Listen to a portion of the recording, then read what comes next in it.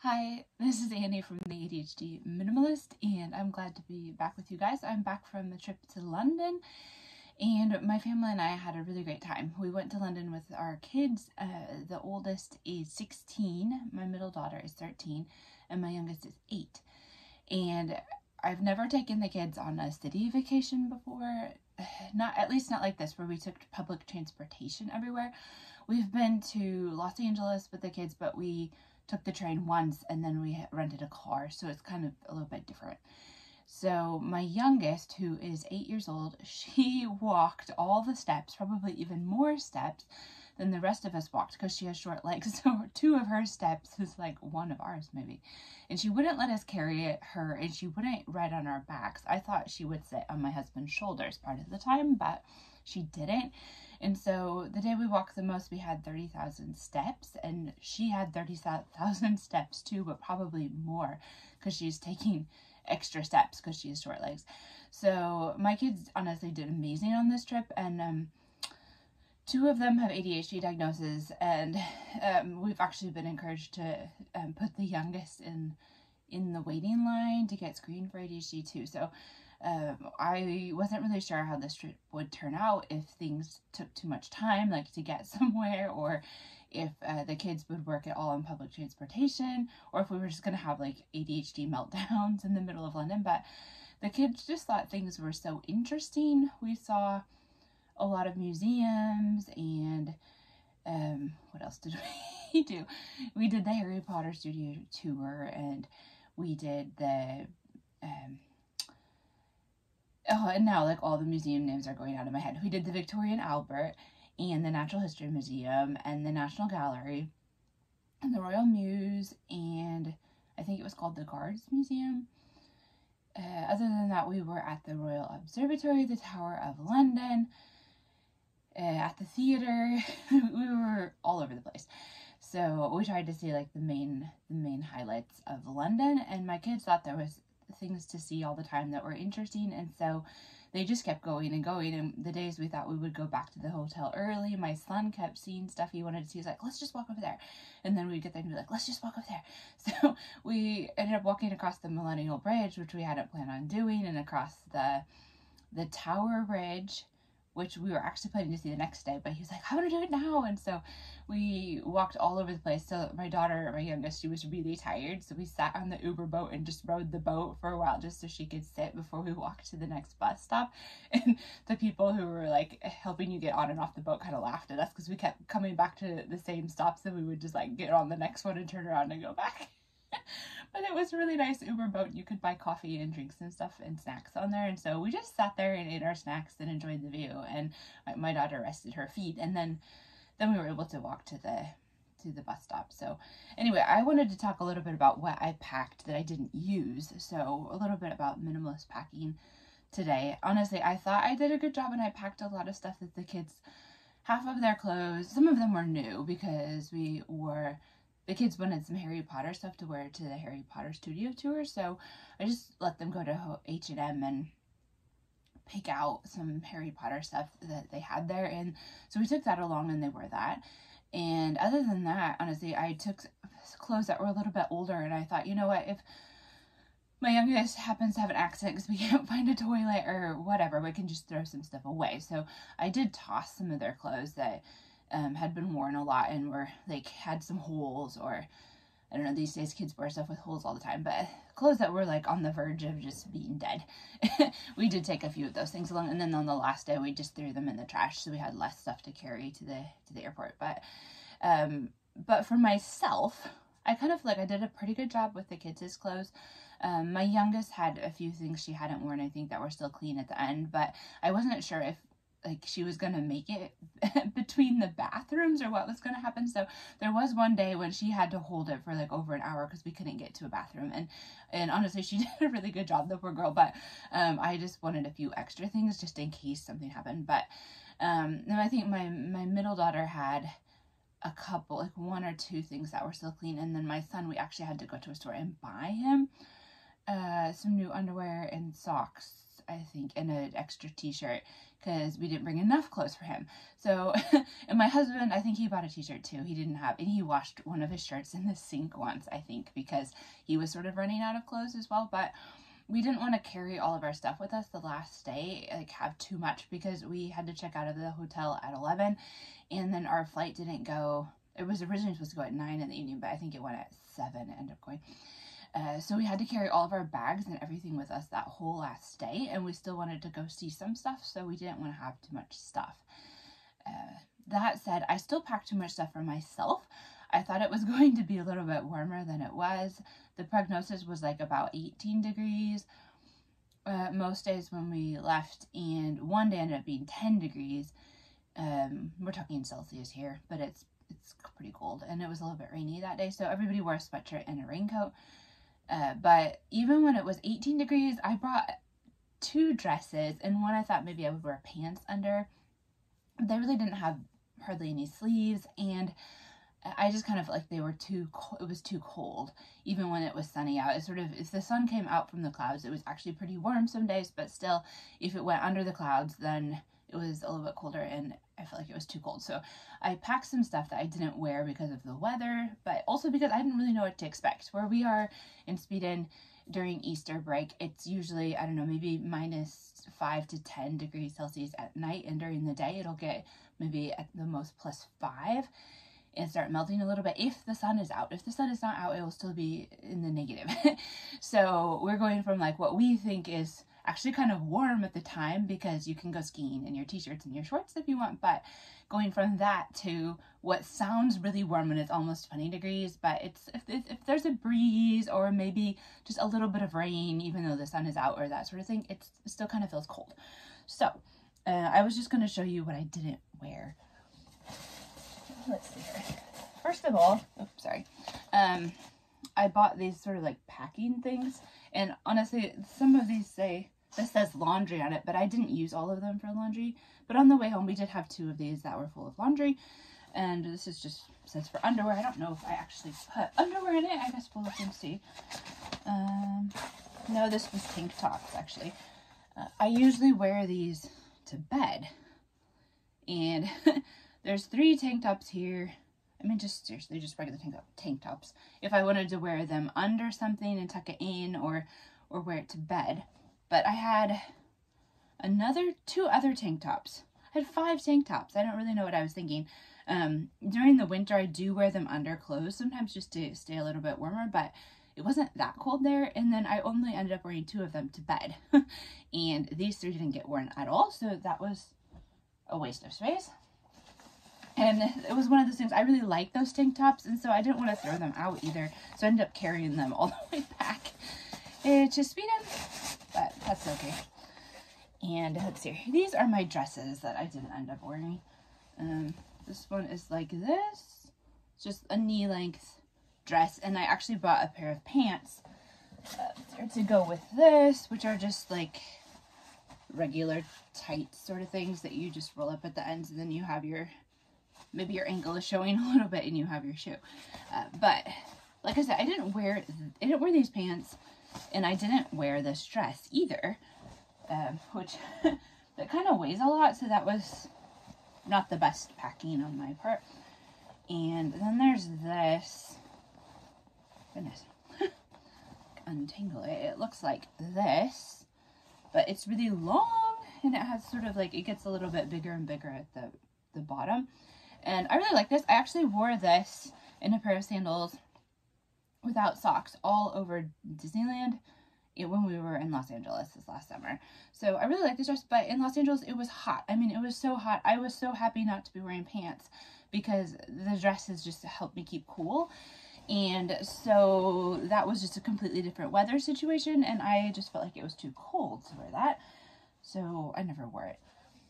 Other than that, let's see here, I have a few other things here. These pants, I brought 2 pairs of these along. Oh, and look, I'm gonna have to sew these up now. I've had these for quite a few years, since my youngest was, I want to say she was 2, and we went on this camping trip. My oldest 2 kids were in Scouts, and my husband is a Scout leader, and so we went on this trip where they had all the scout groups from all of Sweden were gathering together, so it was huge. And my youngest had never slept in a tent before, and it wasn't that long ago that she was born, honestly. She might have been younger than 2. And so I didn't have like I felt like nothing really fit me right after that pregnancy, and so I had to like go to the store and buy some pants to wear on this trip. So these are at least 6 to 7 years old, and I actually had to sew up the other side. This one I've stitched up myself, but these popped open during our trip, which isn't the most beautiful, but they still work. But I had 2 pairs of these. I like them so much I went back and I bought another pair. They're from Colombia, and most people say that they like them because they're sort of like good for biking, because they go up a little bit in the back, so you're not like, when you bend over, you're not like showing your underwear. Like, they're just really, they fit really well, and they stretch all over, and they're comfy. And so honestly, I have worn these for hiking up a smaller mountain. I've worn these for, sometimes when I just needed a pair of black pants because I was dressing up, because I don't have a lot of like dress up clothes, I would put these on with the suit coat. So they've been super multi-purpose pants, and I have 2 pairs. And I took both pairs with me to England, but I actually only wore one. So, honestly, I probably, if we would have been there for 2 weeks, I would have started wearing the other one, because this one broke. It's kind of not that strange if you're considering that they're like probably 7 years old. But I love these pants, and I'm going to keep wearing these pants, and I guess I just wanted to share these with you. But I did bring 2 pairs, and that was kind of unnecessary. I could have gotten away with one. On the other hand, I only brought these pants and a pair of like kind of baggy-ish white jeans. And so I had 2 of these. I had a pair of baggy-ish white jeans, and then I had these tights, which I didn't really want to wear these without like a tunic or something longer over them. So those kind of like, I didn't want to wear those when I didn't want to wear the dress. But I could have actually gotten away with one of these pairs of pants and my jeans. Although if something would have really gotten spilled on everything, I would have had to wash it. But these wash really well. Like, you can wash them out in the sink with a little bit of detergent, and they dry really fast. So I actually even bought a pair of rain pants for everybody in the family, and we never wore this in England. Like, my youngest, she had like a pretty long raincoat, the kind that get really small, not like these plasticky kinds, but it went down to her knees. She was the one I was most worried about being wet. My middle daughter, who's 13, she used one of my raincoats that I bought, I don't know, probably before the kids were born, honestly, but it was a really expensive raincoat from a name brand company we have in Sweden, and it's still working really well, and it fit her really well, and it sort of like, I tried to make sure all the raincoats sort of covered your butt, so that if we didn't want to stop and like put on pants, we wouldn't have to. But we ended up not using the pants at all. So another thing I could have left at home was the rain pants. And these, if they get wet in the rain, honestly, they dry really fast. So anyway, if you ever feel like you need a really great pair of pants, Columbia, they're called Omni Shield. These are from a few years ago, but I bet they still have something similar. I love these pants. And I'm not getting paid to say that. Let's see here. Then other than that, I took this along. Tank top. I thought, it's going to get so warm, I'm going to want to put on a tank top. But honestly, it didn't get that warm. Like, I was wearing a t-shirt one day, and I took off my jacket or my sweatshirt or whatever it was, and I walked around in the t-shirt. But I wasn't, like, wishing that I had on a tank top, so this didn't get warm. Then I had this shirt, which is, I guess it's pretty much like a tunic. It's a pretty long shirt, and then you can, I don't know, tie it or something, but this didn't get worn. Oh, well, this was actually a souvenir shirt. That's not even mine, but so that came back. I don't know if anybody wore that one or not yet, but then I had this t-shirt, which I never wore either. And another, honestly, I thought I was going to be hot the whole time because it's sort of a big weather difference between Sweden and England. But again, another like summer-ish shirt that I didn't wear. Oh, and this didn't go on the trip. So I guess that's about it as far as like clothes-wise. I had a few pairs of socks left over because oh, sorry, stuff is falling down.